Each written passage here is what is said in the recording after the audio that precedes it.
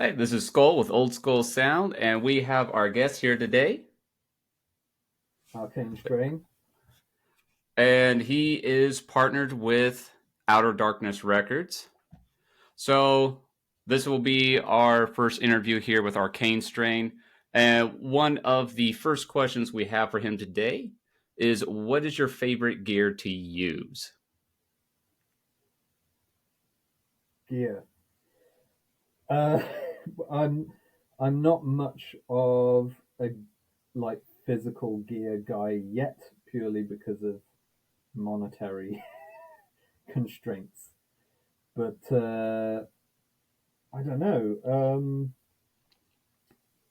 I my main like go-to synth is because I'm almost entirely like in the box, PC wise. It's all software stuff. Mm-hmm. So all of my tracks are made with Serum, uh, the synth by Exfer Records, and yeah, that's basically it. And then I've got collections of different drum samples and all that crap. Have you So made any I can't. presets with Um. Serum, or Oh yeah. Oh what's yeah. your favorite kind of like technique that you find Serum works so much better for you than other plugins or I VSTs and mean, stuff? I'm no expert on any of it really, but like, I just, I got Serum early on, pretty early when it released, and um, Shh, we won't talk yeah, about that. and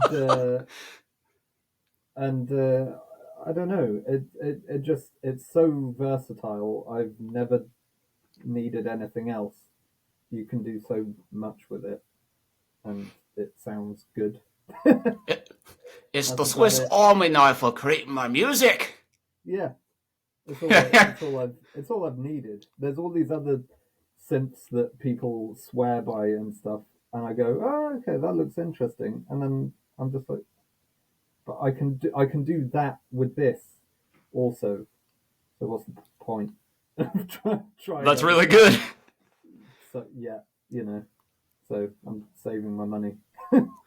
So since day one of just dabbling, with Serum and finding that kind of sound that you find fits with you well, how's it evolved since day one from where you are now? Is there a certain highlight or milestone where when you finally were able to do something like, yes? I mean that that feeling you're talking about happened actually when I wrote the song Salem, uh, title track of my first EP. That it's not the most complicated song in the world. It's very repetitive. It doesn't even have any real lyrics to it. Mm-hmm. It's just me mumbling, and then I distorted my voice so you can't tell.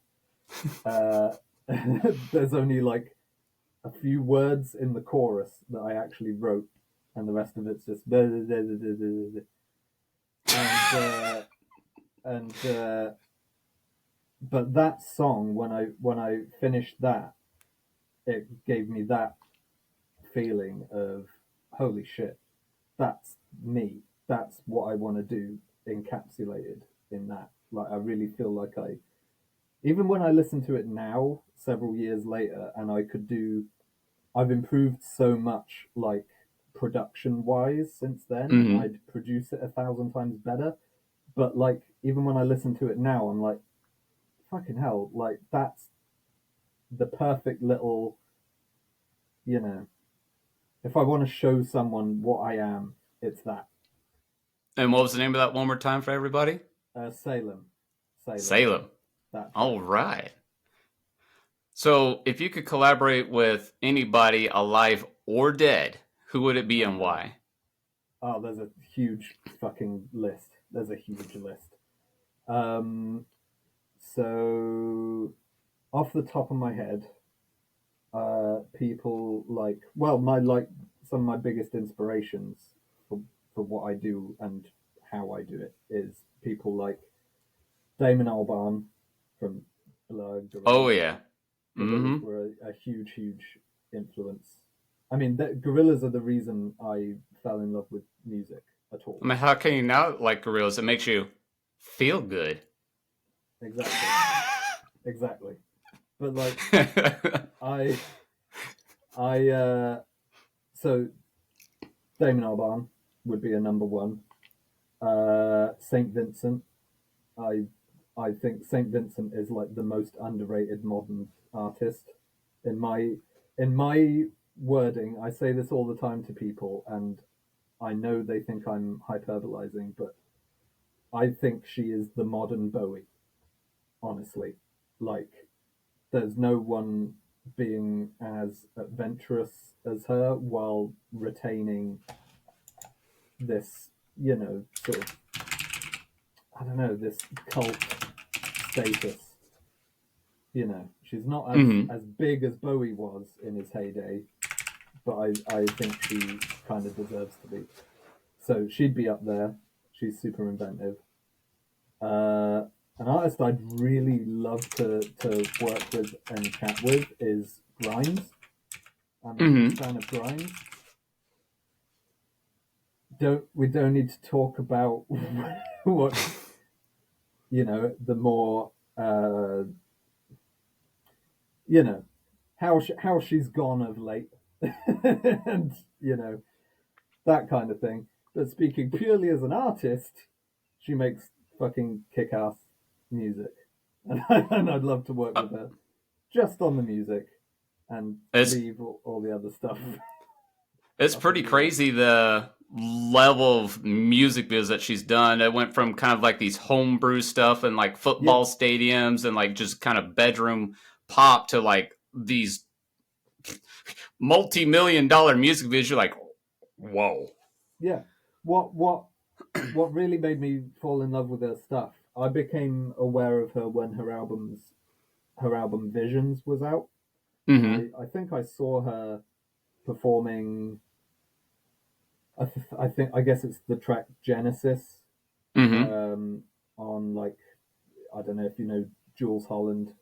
In the UK, we have this late night music program called Later with Jules Holland, which is absolutely fantastic, where he gets loads of completely different musical artists from all over the sphere on all into one big room, and they all take turns performing, Oh, and that's just cool. back and forth between all these completely different artists, and it's awesome. I saw her performing on that years and years ago, and I was like, "Who the fuck is that? She's cool and different and weird." And then the next thing she put out was Art Angels, which is her basically trying to make a full-on pop record, Mm-hmm. and I, it's fucking immaculate. It's it's genius. But I've definitely put that album on a few times while cruising on the highway. yeah, so like people like that can be weird and different, and then just suddenly go, I want to do a pop album for the fuck of it, and then it comes out and it's fucking brilliant and perfect, Mm-hmm. and like everything that pop should be, you know. Right. That kind of thing really inspires me, and that's kind of what I'm trying to do. I'm trying to do the whole early Dark pop. gorillas early gorillas dark pop sort of thing, and especially when Billie Eilish took off, I was like, now's my time. I need to act. And so I kicked myself up the arse and put the first EP together very quickly, and was like, there. And then and then the whole EP thing started, and I'd shot myself in the foot massively, because as soon as I put out that first EP, and I'm quite pleased with it. Um, as soon as I put it out, I thought, well, that EP is a little bit, what would you say, reserved in a way. It's very, Safe.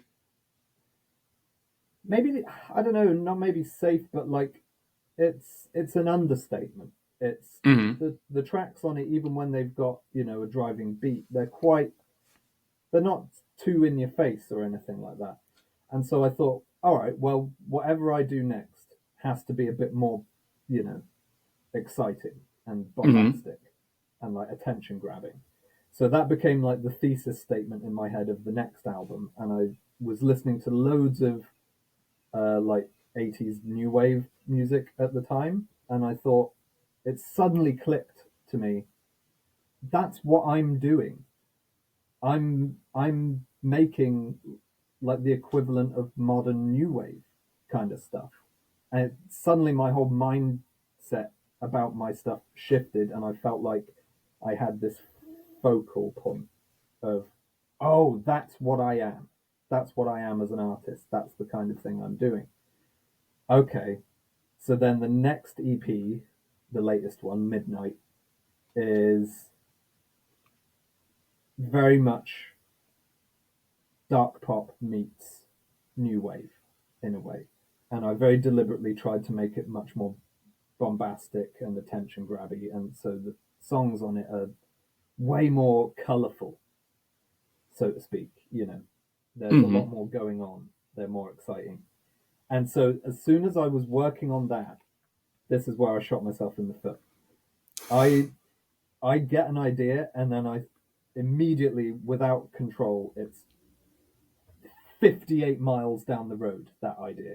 It's oh, and then so the next EP is new wave inspired. So then the one after that is this, and then the one after that is this. Right, and so I immediately came up with this idea of each EP is a different set of my influences being Mm. showcased.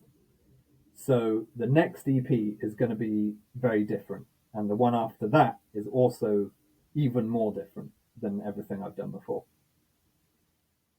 That's awesome. It sounds like we can expect a lot of variety from you in the near future. That's the plan. I don't really. I'll always have a sort of signature sound. It'll always sound like me, but I want each EP to have its own like flavor of Mm-hmm. what I do, and so I really shot myself in the foot. Like I said, of the whole reason I was doing EPs in the first place was because I've tried several times to make an album, and it just gets too much. It gets overwhelming. I develop as a producer and as an artist too much over the course of the album. So like the things at the beginning of the album suck ass compared to the the later stuff, Uh-huh. and there becomes this huge discrepancy between tracks of, oh, this one sounds like shit and this one sounds really polished. Mm-hmm. And so to try and combat that, I thought, well, if I just do smaller releases more often, that makes more sense then, right? Right. But then I got carried away with this idea of, oh, this EP's this and this EP's this. And so instead of doing one EP and then the next year, the next EP, and then the next year, the next EP, that was the plan. I put out the first EP and started writing the next three simultaneously. So I might as well have done a fucking album, basically. So the second EP is finally done, came out last year. Uh, Third EP, I I don't I see. I can tell you what the titles and the themes of the next two EPs are, and then neither of them's going to come out for a long time, probably because of the way I work. But I'm debating whether to tell you how much to tell you about them, or should I keep them a secret? Let's I keep could it a secret for now. We'll leave it a mystery. How about the target sure. date for the next one? When do you Oh, foresee the possibility of your next EP dropping? well, the thing is with the next one, there's been a massive internal delay because it was like a few months ago, let's say 4 months ago, The next EP was about 85-90% done. Mm-hmm. And now it's about 20% done. Uh-oh. Because I had a track list, a full track list that I was pretty pleased with. I liked each individual track, but then one day I looked at it and I thought, this isn't the EP I wanted to make. These don't these aren't the right vibe for what I want this release to be, for the plan, the grand plan. So all of that is now on the back burner. And I'm wondering what to do with those. Make a separate EP out of those, or maybe do them as individual singles, like standalone singles or something. And Mm-hmm. so I've basically restarted work on the next EP from the beginning, from scratch. And it is already way closer to what I wanted it to be. Hell So yeah. at least there's that. So it's going to take a while longer, but I'm very excited about it. And I was finding this one tricky at first. So now I'm at a point where it's found its shape at last. So hopefully not too much longer. Hopefully by the end of the year, maybe. I don't know. It really depends. Just in time for Sonic the Hedgehog 3, baby. Maybe, maybe. We'll see. But so what I'll say about the next one is it's going to be unsettling. It will be strange. It will be dreamy. It will be Bet. surreal. That's That sounds like a kind of trip. that's kind of the vibe. And then the one after that is gonna be super fucked up. That's the plan. Okay. Well, so that was collaborate with artists. All right, we're going to. So, tell us about a memorable live show where you have performed that you really, really enjoyed, or you made a meaningful connection for you as an artist. I mean, I've only ever done one gig as me, as Arcane Strain, but I've been in multiple different bands for many years and done tons of live stuff. So there's not a huge amount I can say to that really, but I've made a lot of very meaningful. I've made more meaningful connections online, honestly. At gigs, no one really fucking talks to you. They'll Mm-hmm. like maybe some random guy will come up to you after a show and be like, "Hey, cool set, guy. Cheers." And they wander Little off, fire and that's tribute. and that's and that's about it, you know. Mm-hmm. And it's not. And I think I've always been kind of off-putting as a person. I can either come across really like awkward and miserable, or when I'm like more excited and sociable, I probably come off as way too intense and like talking a million miles a minute, you know. Have you ever thought about leaning into the awkward and miserable? Like, have a Yeah, live show, like a live stream of your performing, and you just like have a hunchback and like bags under your eyes, like you're sleep deprived for 3 days, and you're just like, totally, totally. I've I've well, oh my god, I can tell you about my first and so far only gig as myself. I did it as a one man show, almost more of like a DJ set of my stuff, mm-hmm. with some live vocals here and there. Um, it was really fucking awkward, and I mean nothing went wrong, so there's that. Like I was expecting it to be an awful, cringy fucking mess, but it went reasonably smoothly. Mm-hmm. But I decided to open the gig uh, after like the first track or two, I spoke to the audience and I decided to open with a Trent Reznor quote. Trent Reznor is one of my biggest influences, by the Mm-hmm. way. And I, he did this really funny thing live once, and I thought, oh, I'll put that in my back pocket. I'll do that at a gig, and and it worked when he did it, of course, because he has a legion of fans that love him. Mm-hmm. Me playing a solo show in a tiny pub in my hometown to an audience of basically strangers who were not expecting a set of electronic, gothic, miserable bollocks. Me opening the gig by saying, "Who's here to have a good time? Tough. Wrong fucking band. We're gonna have a bad time." And then one guy in the audience goes, "Oh, okay." And I was like,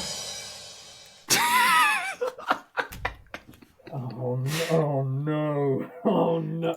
You know, that was fucking dreadful. But so I'm not doing that again. I've decided I'm not gonna fucking talk to the audience. Fuck them. I'm just gonna let the music do its thing. I'm not charismatic enough to be a front man in that way. Not yet, anyway. I don't know. Mm-hmm. So, It so takes I'm not time to kind doing. of develop that. Yeah. So I really don't want to do gigs by myself anyway. I'd much rather put a little band together to do it Well, live. I mean, if you did solo stuff, you could, and without talking, lean more into the character part of it, Yeah. like Mr. Bean. So not necessarily doing that kind of comedy, but like what I did earlier, the whole anime with like bags under your eyes and just leaning into the music. You could kind of just do a stage performance, essentially. Yeah. I always do treat live shows as stage performance. So I used to be Mm-hmm. in this band, this kind of punk rock dancey band called I'm Designer, named after a Queens of the Stone Age song. Mm-hmm. We ran for like 10 years or so, and uh, Nice. there's an EP out everywhere for that. Um, and we were really good, but it didn't really work out. Two of our guys sort of moved away, and it became tougher to get together and practice and stuff like that. And it's a shame it all sort of dissolved. But whenever we performed, we'd all kind of be in character as like massive narcissists on stage. Like we thought we were the greatest shit ever. And we completely played up every live show, and we made sure every live show was a fucking spectacle, no matter how small the venue was, and people Mm-hmm. really loved that.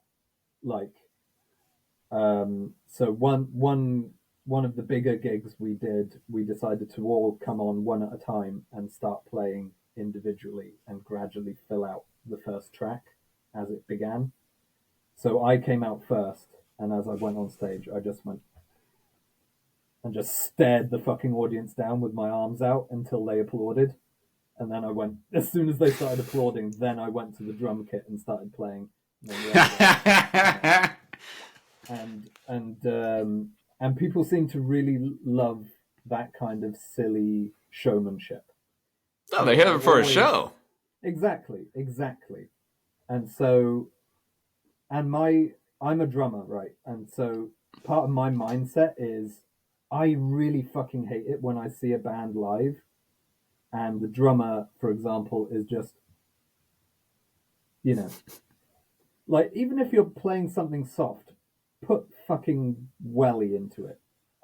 Because every time I've played a gig and I haven't felt like I've been hit by a fucking train afterwards, I feel like I've betrayed the audience Hmm. and I've let myself down, you know? I need to Mm-hmm. crawl off stage feeling like I'm about to die. Like I've given fucking everything. I'm exhausted. I'm about to pass out. I feel awful, you know. Mm-hmm. Then I know I've put on a fucking show. And so I have that mentality screwed into me. And so that character side of it definitely is a thing. I definitely want it to be kind of theatrical. We used to do this thing in that band where, in the last show, in the last number of the show, we'd do this. The bassist and the lead singer would do a flip on stage where we'd be Nice. like building up to the big crescendo of the last song where it like goes fucking ham, and the lead singer would be like with leant over with his guitar just chugging away, and then as the last bit hits, the bassist runs full pelt at him and flips over his back, and it killed every night. It killed. So we used to do stupid shit like that, and once we could afford it, we wanted to do shit like someone leaping into the drum set and destroying shit, and we wanted to do stupid shit like that, but we never had the money. But yeah, so I love the theatricality of it, and I'm always annoyed when other people don't live up to that. You know, Hmm. Well, what about a favorite venue that you've played at, or just one that you really like attending shows to? I don't go to shows. I'm a complete shut in recluse. Hmm. I stay here in a dark room and I make miserable little beats, and that's about it. Um, but shows I've played, uh, I mean, we played in that old band I was talking about. The biggest show we played at this big like festival called Blissfields, which is a Hmm. UK festival. We had a pretty big audience there. There were some big acts there as well. So that was pretty cool. I don't remember our gigs at all because I'm a fucking wreck before I go on stage. I get horrendously anxious, and I love performing, but it's tough. And Hmm. as I said before, I'm very tough on myself when I'm on stage because I'm like, this needs to be fucking good. I need to put on a goddamn show. Do You you know, have some hype up music before you go on stage? Something to like get your blood boiling to get ready?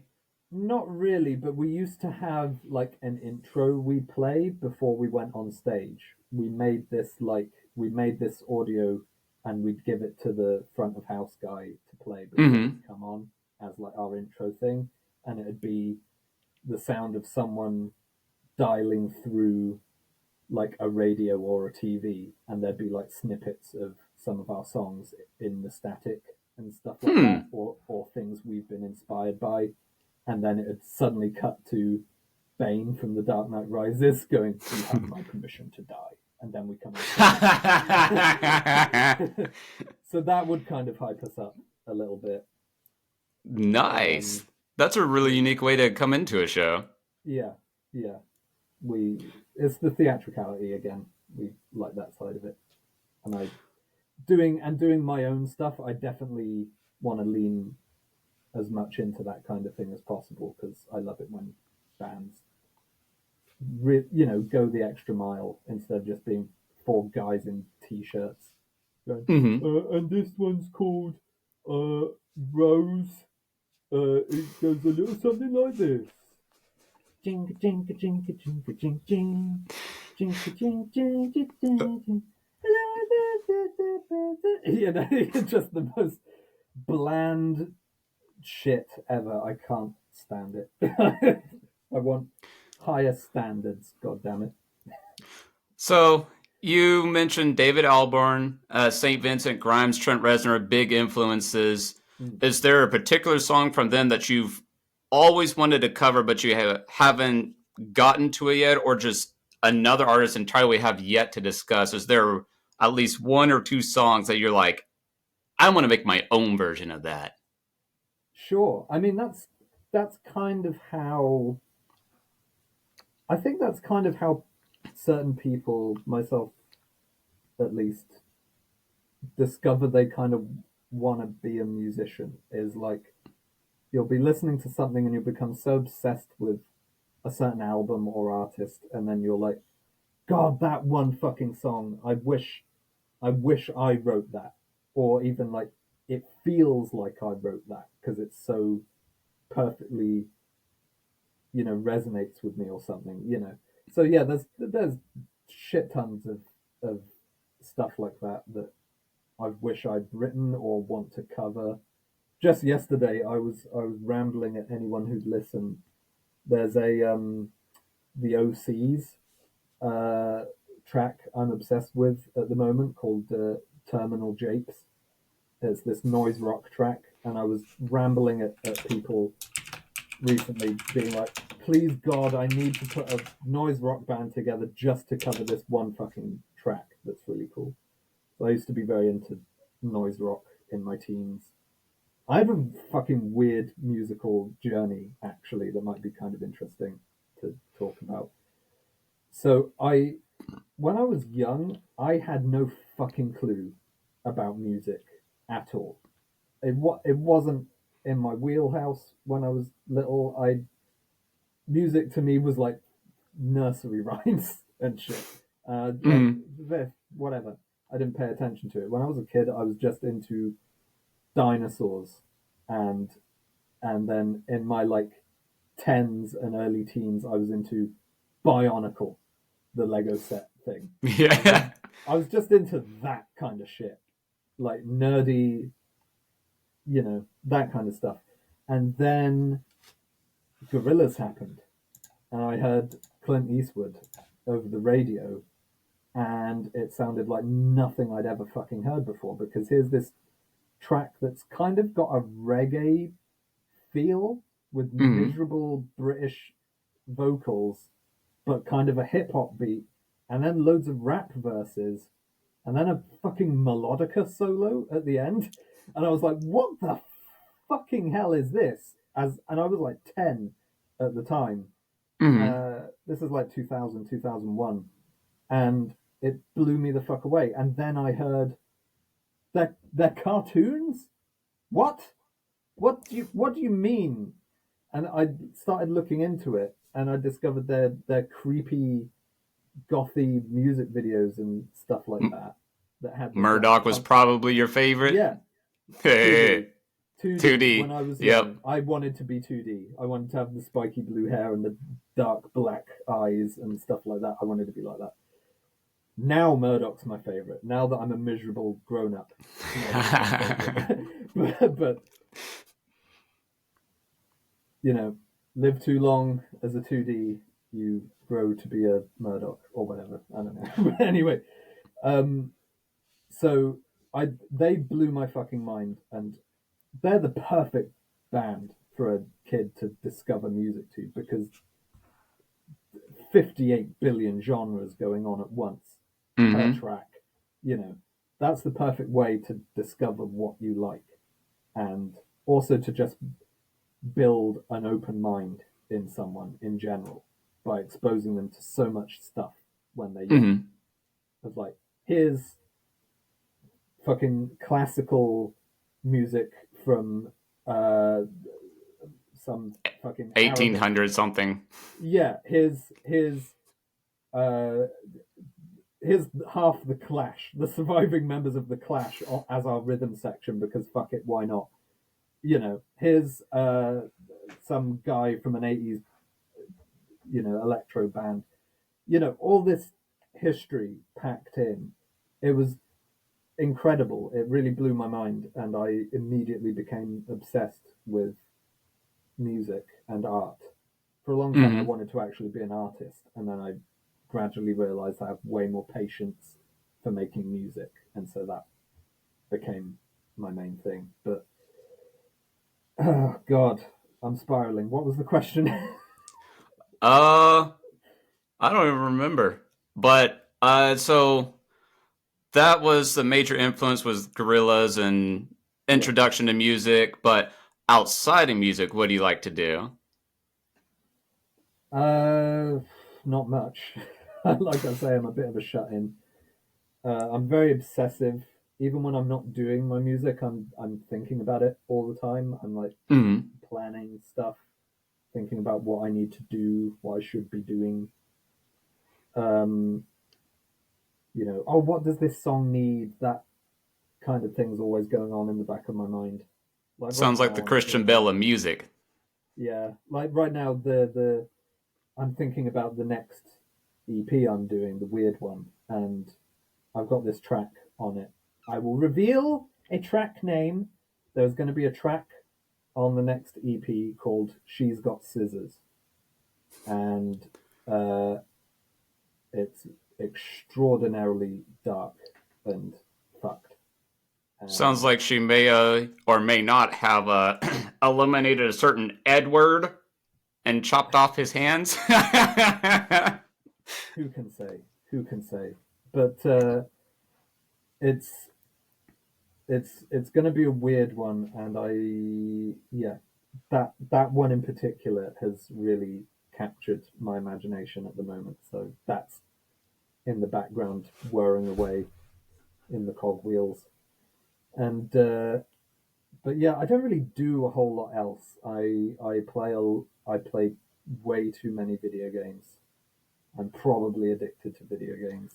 And What's been your favorite soundtracks from video games? Because I'm sure you've had oh some shit, influence from them.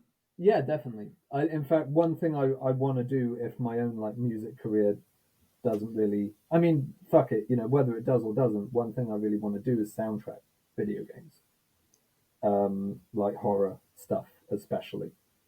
And oh man, so okay, video game soundtracks I love. Soma, there's a sci-fi horror game called Soma that has a really cool, very Carpenter-esque sort of synthy 80s sounding, Mm-hmm. very dark ambient sort of thing. That was a big influence on the first EP, probably. Um, uh, Undertale, and Deltarune, actually, because they're made by basically just one guy who codes and writes and draws and composes all the music. Does basically 95% of making his own games, and the soundtracks to those are fucking fantastic. They're not like a direct influence, but they're very much in there as inspiration of how Mm-hmm. much one person can do by themselves and how much control you can have over what you do. That's very important to me. I don't want to necessarily. I'm always open for collaborations and stuff, but I have very particular ideas about what I am as an Mm-hmm. artist and what a thing needs to be. So I don't want to, I really don't like the idea of, say, finishing my tracks and then handing it off to be mastered by someone else. I'd much rather, well, no, how do you master? I'll just learn that and then do it myself to the best of my ability. So I try and do that. I master my own stuff. I make my own album covers. I don't like to leave that kind of stuff because that's all important, especially album covers. That to me is part of the experience. It needs to, say one It's like thing. your wax seal for the envelope, Yeah, the kind of. official stamp of approval. Like it's done. An interesting question actually I have is: do you find this when you hear a piece of music and then you see the album cover after? Does that influence your perception of the music? Because it absolutely does for me. If I Yes, hear something actually, separate and then if I see the like a cover art, song, yeah, not and then only it's will I got look shit at artwork, that, yeah, yeah, like I understand where yeah, you're coming from, but not only yeah, that, I think a music video yes, completely elevates the experience even more. yeah. Well, for me, it can elevate or it can massively detract. And so Yeah. that's exactly why the visual side to me is absolutely 100% as important. So I want to have as much control over every presentational thing as I can. Hmm. It's all part and parcel. What would you say is probably one of the top notch, uh, going from listening to song to music video things that you've experienced, where you're like, this song is fire, and you look at the music video, you're just like, Oh man. Uh, that's a really tough one. I don't know. I probably don't watch as many music videos as I should. I tend to only watch music videos from the artists I really mm-hmm, really love, like my absolute favorites. They're the ones I'll like keep tabs on. But like music videos seem to be kind of dying these days. Not as many people seem to be bothering with them. I don't know, maybe I'm out of touch with that side of things. But like it seems to me that the only artists who still bother doing music videos, or interesting ones at the very least, are the people mm-hmm. like me who care about that kind of stuff, the visual side.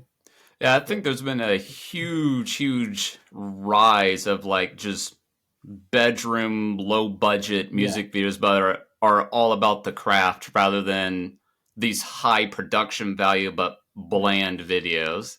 Hmm. I've got an answer. I've got an answer. Took a sec. Death Grips. Death Grips do some of the fucking coolest, stupidest music videos I've ever fucking seen in my life. Because they, like me, clearly have a similar thing of they want to do everything themselves or as much as possible because they're Mm-hmm. such a specific thing. I need a new Death Grips album, by the way. I desperately need it in my soul. But You need footage. I need so much fucked up footage, please. But I remember being absolutely blown away by their video for, oh fuck, what is it? Shit. They filmed, I think, Double Helix. I think it's the Mm-hmm. track Double Helix off the Money Store, where they filmed the entire music video from the reverse dash cam of a car. And the car is just slowly trying to reverse over the lead singer as he's singing into the camera.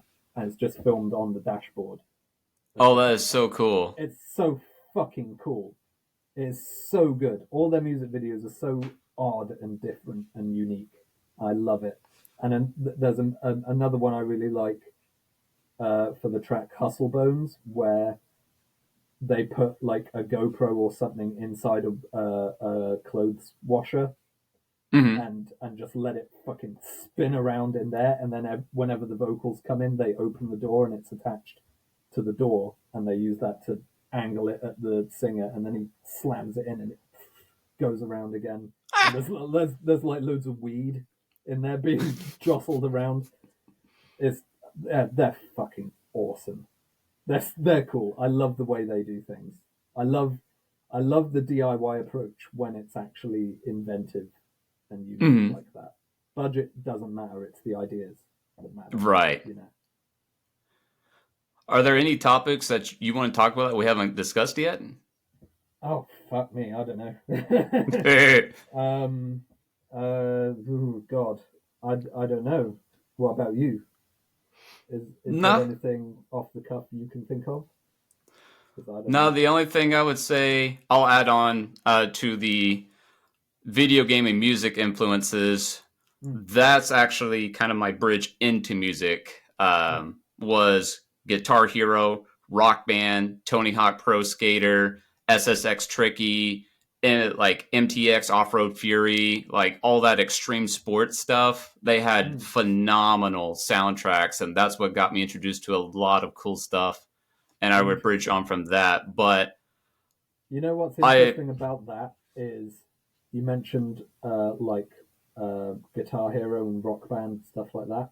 mm-hmm, One of the developers for the original Rock Band, and I think one of the Guitar Hero games, is a guy called Brian Gisborne, mm-hmm, or Gibson rather, Brian Gibson, and he is the bassist for a band called Lightning Bolt, who are one of my all-time favorite bands, and hmm, they were a huge influence on me throughout my teens. They were a weird noise rock duo from Providence, Rhode Island, and their whole ethos has been a huge influence to me. Actually, they're just a drummer and a bassist, and they make the most gargantuan noise you have ever fucking heard. It's incredible. And And that was Thunderbolt? Lightning Bolt. Lightning Bolt. Yeah, look them up. They're fucking incredible. Their latest album is called Sonic Citadel, and it's one of their best. It's fucking awesome. Fucking beautiful, colourful chaos, and yeah, there's just two of them. The drummer is this fucking wild banshee, and he wears this mask made of like old colourful t-shirts all haphazardly stitched together to hold a telephone receiver in his mouth so he can sing while he's drumming. And the bassist plays a 5-string bass in cello tuning so that he has way more range of notes and it can go like stupidly high pitched. They're fucking amazing. That sounds like it. They blew my mind, and they like opened my mind up to more experimental forms of music because they come from this like weird noise rock Mm-hmm. scene. And actually, in their early days, there's this really interesting tidbit. They partially established this interesting art collective called Fort Thunder, which Mm-hmm. was this big abandoned, like I don't know, like a big abandoned factory in Providence, or like it was either like an abandoned factory or an abandoned mall or something, and it was completely empty. So all these weirdo artist types just started squatting there, and they renamed it Fort Thunder, and basically turned it into this weirdo experimental art studio where all these crazy mentally unstable artists would just live and just work and nothing else and put on weird shows there all the time. Look that up. That's the weirdest, most inspiring shit in the world. There's a fucking hilarious video where they put on a wrestling match. Like a weirdo artist, completely illegal wrestling match, and everyone has these batshit insane costumes. Like one guy has these huge cardboard arms that are like 10 feet long.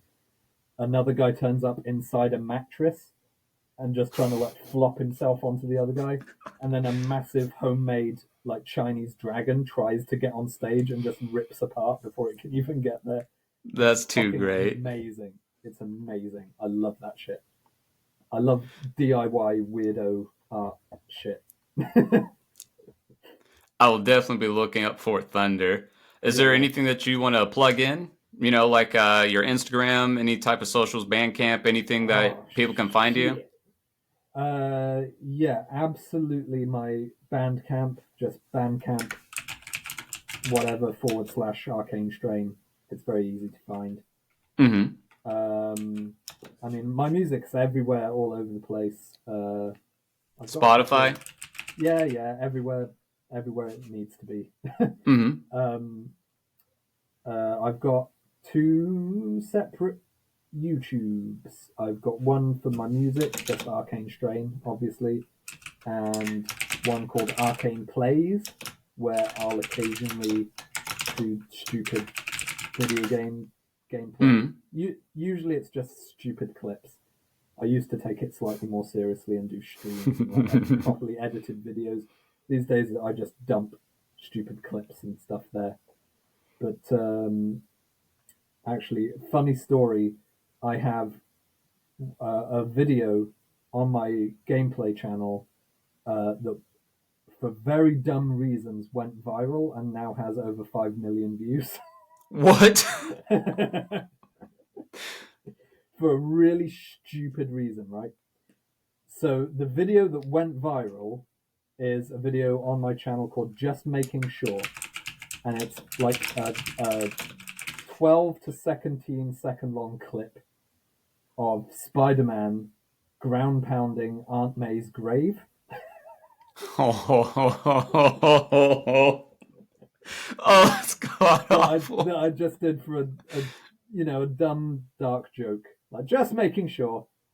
And And but my channel at that time, well, around that time, was starting to pick up because I had a really old video called Batman Definitely Kills People, where I'd take funny clips from the Batman games where, like, it would glitch out and, like, that guy's dead, right?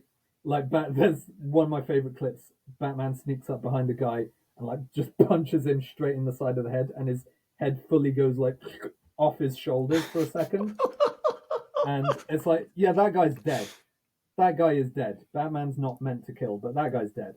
And so I'd put a few of those funny clips up and just call them Batman Definitely Kills People Part 1, Part 2. And then after a couple of years of that being up on my channel, there's a guy called Moist Critical, who's a really popular streamer and YouTuber, and he did a video a couple of years ago called Batman Definitely Kills People. And the second his video went up, my video started getting loads of views as well, because people were obviously accidentally clicking on mine, thinking it was his, which put me in YouTube's algorithm. So a bunch of my videos started getting more and more views. And then for some reason, that Spider-Man one of him stomping on Aunt May's grave, for some fucking reason, that's the one that blew up, and within a couple of months got 5 million views. And then the rest of my channel just died, and I'm back down to like single figures again. That's hilarious. There you go. That's YouTube in a nutshell. The system's fucked. Well, this has been extremely fun. Any closing statements for people? Closing statements. Dark Pop returns. Nice. Listen to me. Listen to me, damn it. I don't know. If you want something vaguely pop with an attempt at substance, an attempt at artistic substance, then yeah. If you like moody vibes, I'm your guy. I guess. Maybe. Bet. All right. Well, this has been Old School Sound and Arcane Strain. Thank you for stopping by. And